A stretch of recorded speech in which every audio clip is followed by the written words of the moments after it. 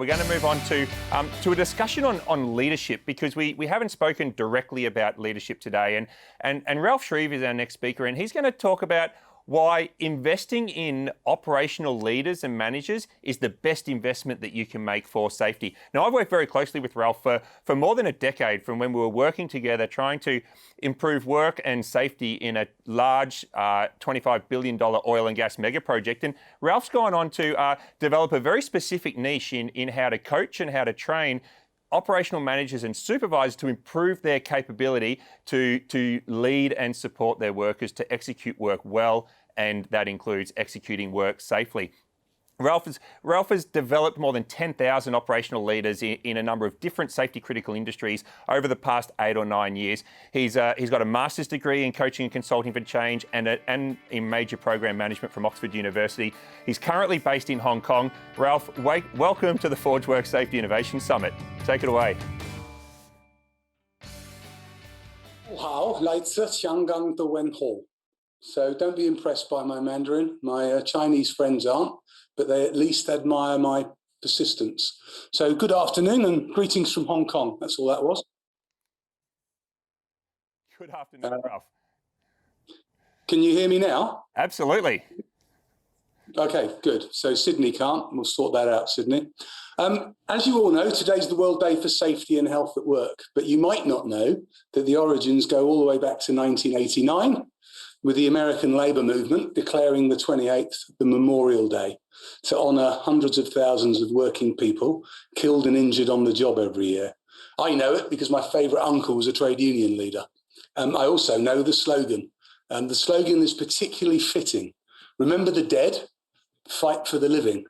So how do we fight for the living? It's a question that each of us must answer in our own way. But if we're wise, we can shape our answers from the insights of the others that have either gone before or are on the same journey. So far, all of the speakers have generously created that opportunity by sharing their insights. They've all made significant theoretical and practical contributions to safety science, which for me is quite daunting because I'm not a safety practitioner, although I am married to one. And knowing that the next speaker is Professor Sidney Dekker is even more unsettling. If you've just connected in the hope of hearing him and got me instead, my apologies, but don't worry, he'll be here soon. So what insights can I share that might help you in a personal fight for the living? Your own personal choice on what you do to protect others. Well, hopefully it's a very simple one. And we've touched on it a couple of times because my background and some of the people on this webinar have a similar background. If I defined myself at all, it would be as an operations professional. And so one of the things we're going to talk about now is how do we develop the capabilities of frontline supervisors and managers in operational management and safety as an outcome of that, because it probably is the most important investment you can make. It may seem a controversial proposition, but hopefully by the end, you will understand why I've chosen to spend the last 8 years of my career developing the capabilities of frontline leaders, how this has delivered significant positive impact on operational outcomes, especially safety. And I want to stress operational outcomes as well as safety. We'll look at some examples where safety's improved dramatically, but so has cycle time and cost without compromise to safety. And I also want to talk briefly about what Safety Futures is going to be doing now and into the future to help develop frontline leaders. I'm not going to bore you with my background extensively because I'm getting old and therefore it's quite a lot to talk about. But I started my adult life in the military. And like every other active service soldier before me, I quickly learned that no plan of operations extends with any certainty before the first contact with the enemy's main force. So that's the original quote. What does it really mean? Well, it actually means that you have to recognize that plan is just about good intentions. If you develop rigid plans, they break when the action starts. What you need to be able to do is plan flexibly. So as the unexpected emerges, as negative uncertainty proves its existence, you can adapt, you can refine the plan. And of course, that creates a really important question, because notwithstanding modern technology, it really means that it's only the people on the ground that can do that flexibly, effectively, and safely. The other thing I learned in the military was that hard-earned experience of soldiers doesn't actually necessarily influence the behaviours and actions of senior leaders. It almost seemed as though lessons learned on the front line did not travel well down the corridors of power. So when I left the military, I was disappointed, though not surprised, to discover that many organisations still hoped that centralising decision-making was the key to improving performance. It was almost as though they were continuing to put all of their faith in plans and controls, and that this was the best way to deal with negative uncertainty. They were continually investing heavily in their capacity to produce detailed plans from central locations, usually offices far from the action, in the hope that flawless execution would get them the objectives and the safety that they desired. But hoping for something isn't a strategy. So I continue to be surprised that even now, in the face of overwhelming evidence, both in academia and the literature and in organisations that are monitoring their own performance, despite all of that evidence, we still see organisations persisting in the same hope. Surely by now everyone knows that disciplined execution and flawless execution are not the same thing. Far too many of us will have seen the unintended consequences of leaders sticking rigidly to top-down plans, rendered obsolete by changing conditions and the sudden emergence of unexpected hazards. Rather than stopping and engaging with the team to take stock and refine the plan, they unknowingly courted disaster by holding their course with literally grim determination, often ignoring the questions and objections of subordinates that actually knew better. This potential for disaster is actually perpetuated whenever investigations incorrectly identify the root cause as either poor execution or the planning process being incorrectly followed, or my favourite, it was a good plan but you implemented it badly. Surely it's wrong to allocate blame in the first place to planners if they haven't been able to predict the unpredictable. And surely we have to be careful to blame execution unless the plan genuinely has accurately identified all of the hazards and practical ways to deal with them. The operational environments that I've been exposed to most of my adult life are now described by the catchy acronym VUCA. So you heard Todd explain that that was volatile, uncertain, complex, and ambiguous. We used to describe these situations with a similar word to the one you heard Fred Sherritt use this morning, only nowhere near as polite. We often didn't know when or even if things were actually going to get messy. We'll use that word, it's nicer. But we knew that this did not absolve us of the duty to prepare our teams and ourselves by constantly developing the capabilities needed to ensure that our teams triumphed in adversity. As Linda Martin suggested, this simple insight drives some organisations, particularly those that want to move beyond resilience, to develop capabilities in the front line to anticipate and head off the type of shocks that cause serious incidents and fatalities. It leads them to prioritise the development and empowerment of frontline leaders. They see it as one of, if not the most important investments they can make, especially as it pays dividends in terms of both operational excellence and safety improvement. Excuse me. Why haven't all organisations reached this point of this conclusion? Well, perhaps one explanation is that for many organisations, investing in systems and safety work has so far generated significant improvement in safety performance. But perhaps now the tide's turning. Across the globe, it seems as though the rate of safety improvement has slowed or even plateaued in some industries, particularly in relation to serious incidents. What can we do to reverse this trend? Investing in appropriate systems and safety work will always be important, but the tipping point and highest return on investment, at least in my opinion, is achieved by developing what frontline staff know, say, and do, especially supervisors.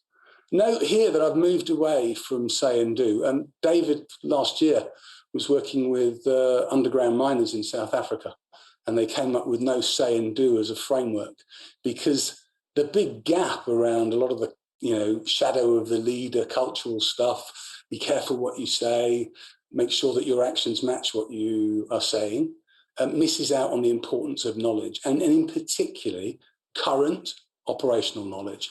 So no say do is a very important way of looking at the capability of your front line. Do they know what they need to know? Are they saying the right things? Are they doing what needs to be done? If you can develop that in your frontline people, it allows organizations to redefine disciplined execution as more than merely flawlessly executing a plan. It becomes instead a dynamic process of anticipating, monitoring, learning, and responding to events as they unfold. Not in some free-for-all of, vary as you see fit, but in a disciplined approach that keeps you inside of your reliability envelope. Important point here is that only capable frontline leaders who are embedded in the action are able to lead this process and appropriately refine the plan to balance safety, efficiency, and reliability goals. And a word of caution to operational leaders that as you progress up the ladder, you stop being frontline. And it doesn't matter how often you visit the frontline. You're no longer part of the front line. So we are talking about the ability to move decision-making down what the military would call the rank structure. In order to do that, you need capable people, and people are not born with these capabilities. These capabilities need to be learned, which gets me back to my point that developing those capabilities in frontline leaders is the most important investment in safety you can make. Sadly, it's not an investment that many organizations have committed to. Our data from delivering safety improvement and leadership development programs to more than 10,000 people in the last 8 years indicates that about 60% of supervisors had received no previous formal safety leadership training. I'm going to pause for a moment just to let you reflect on what, for me, is absurd about that. 60% of supervisors had received no previous formal safety leadership training. I won't name the organisation because I don't want to shame them, but an organisation recently was talking to me about their latest safety development training package, and their priorities were clear. Senior managers were going to get 5 days, operational managers were going to get 3 days, and the field staff were going to get a 4-hour session. Seems a little bit in reverse to me. So clearly, more needs to be done. Typically, only about 20% of the supervisors that had been trained in operationalising safety improvement had actually received that training while working in disciplined organisations, maritime, aviation, military, emergency services. And the other 20%, they actually mostly described their training as, and I'm going to quote, being sheep-dipped in a new safety culture program. So I know that safety culture programs are a controversial topic, and I'm not a safety professional, so I'm not going to go too far down that path. But here's the point. If many supervisors view these programs negatively, then clearly we've got a problem. I also believe from practical experience that blaming adverse safety incidents on a poor safety culture is almost always too simple an explanation. And simple explanations are often naive. A few years ago, I was teaching a class in operations management at a very prestigious, though somewhat stuffy, European business school. One of the students asked me what I thought of the high reliability organising principle, reluctance to simplify. As part of my answer, I quoted Laura Rodslin. It's naive to think that horrible things that we can't understand have simple explanations. The simple explanations make us feel like we have control when we don't. They were actually all very impressed with Laura Rodslin until I told them that she was the president of the 12 colonies in Battlestar Galactica. Then they were confused until I clarified my point further by explaining the example I had just provided. In operations management, oversimplifications are potentially dangerous. So even deciding that a thought is wrong because the character's fictional is as dangerous as believing a thought is right just because the scientist that expressed it is real. Even more dangerous if we believe it just because they're an eminent thought leader. Oversimplifying the role that culture plays in the safety of work is equally problematic. My own views on how culture influences work practices have been shaped by postgraduate studies in development work research. This is an action research methodology guided by cultural historical activity theory. The approach recognises the important role that culture plays in shaping work systems, but it also identifies many other factors that may be at least, if not even more important. My research evidenced that as operational safety is usually an output of multifactorial work systems, influencing it positively invariably requires a whole of system layered approach. Our lives are also influenced by multiple factors, and we often don't understand the relevance and importance of those factors at the time. That research proved to be a defining point on the path that has brought me here today. It exposed me to insights from Todd Conklin and Sidney Dekker, among others, and it connected me to David Proven, who supported my field research. This shaped some of my subsequent learning, but more importantly, it actually led to me meeting my wife.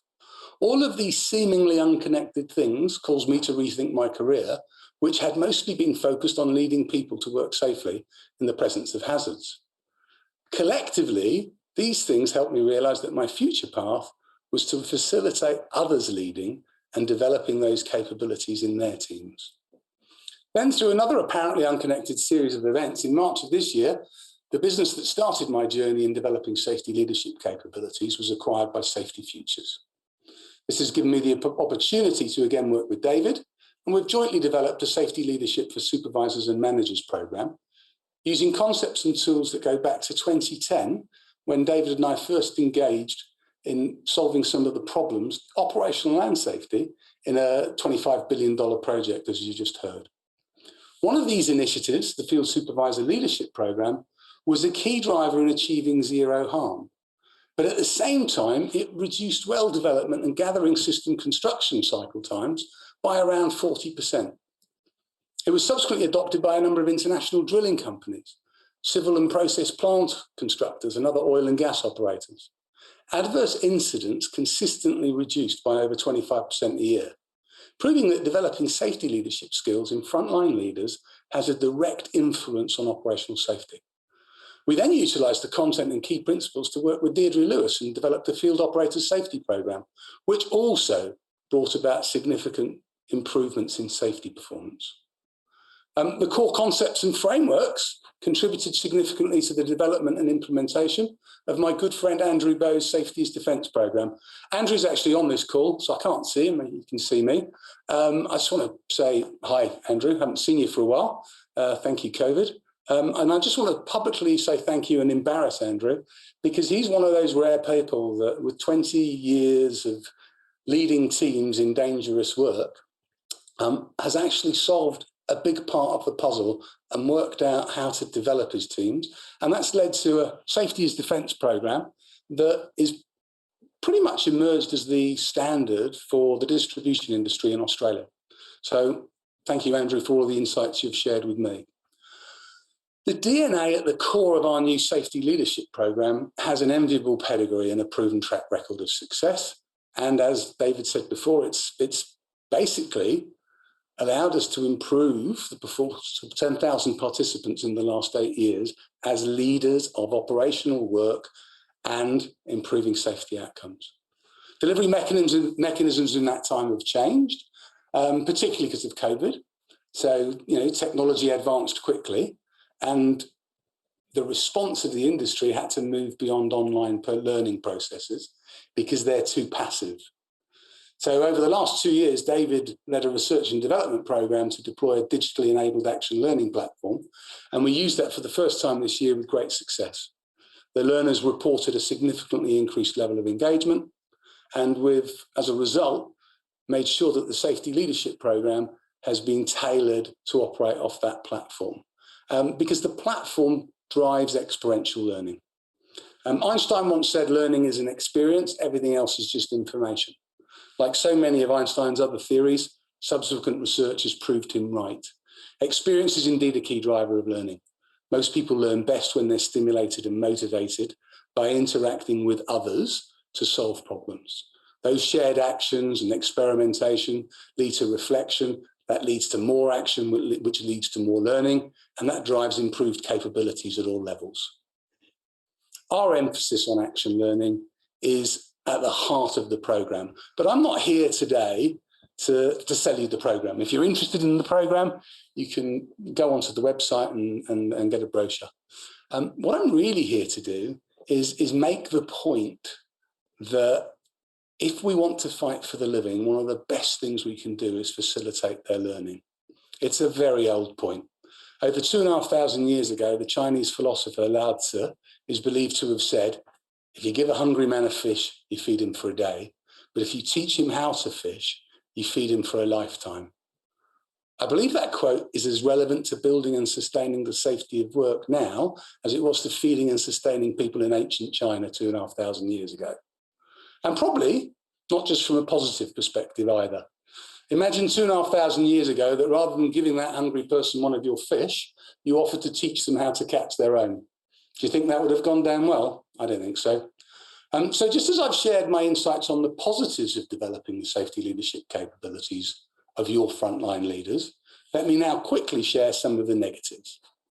Just like Lao Tzu's hungry man, people and indeed organisations are rarely patient, especially when they're experiencing pain or even discomfort. If an organisation's safety performance is problematic, they're in pain and they are probably not going to be very supportive for investing in learning processes that take time.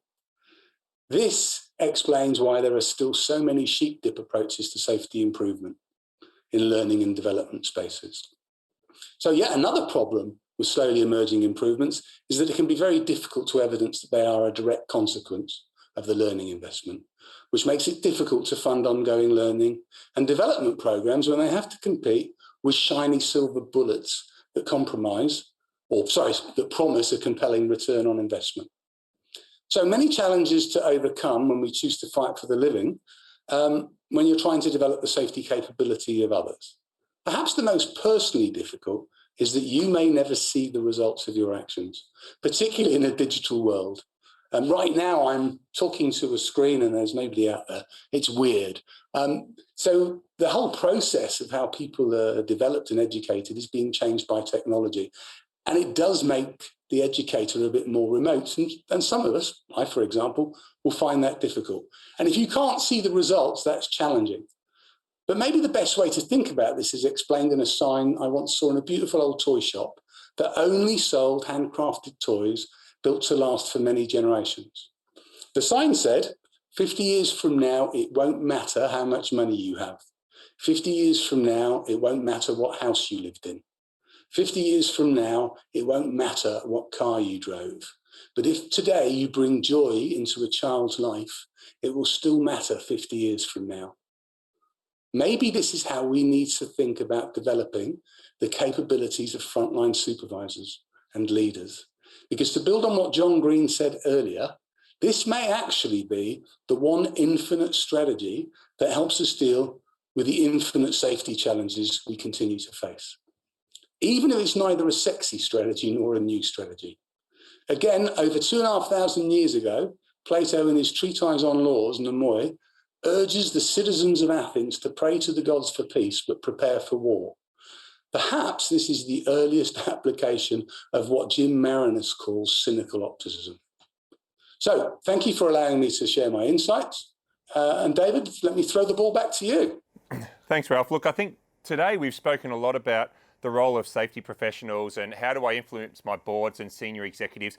But if we think about our organisations as complex and as messy, but everyday work still needs to happen, this idea that it's those frontline leaders that are in the environment with their people getting work done may in fact be one of the more critical, Sydney is going to cringe at my reductionist language now, but one of the more critical components of this complex system. But before we move on, I'd love Sydney's views on frontline leadership and some of Ralph's comments there about so how important is the role that frontline leaders play, and how important is the investment in their capability development, and What are your thoughts, Sydney?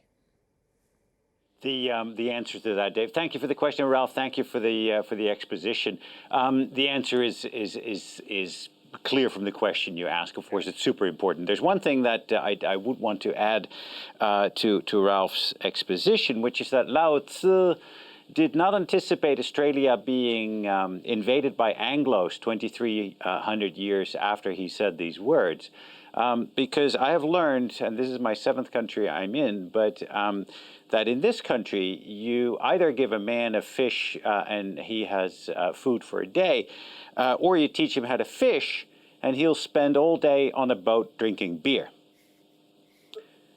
And so, Ralph, that's, I think, an illustration of complexity of a world springing surprises and creating novelty in ways that our best procedural guidance, like Lao Tzu, giving his procedural guidance, would not be able to predict or anticipate. And again, confirming that the capabilities and capacities that you speak of, Ralph, are exactly the ones that we need to think about and develop, because that is what will allow us to meet a complex, surprising, and novel world in which somebody who you approach with the best of intentions will spend all day on a boat drinking beer.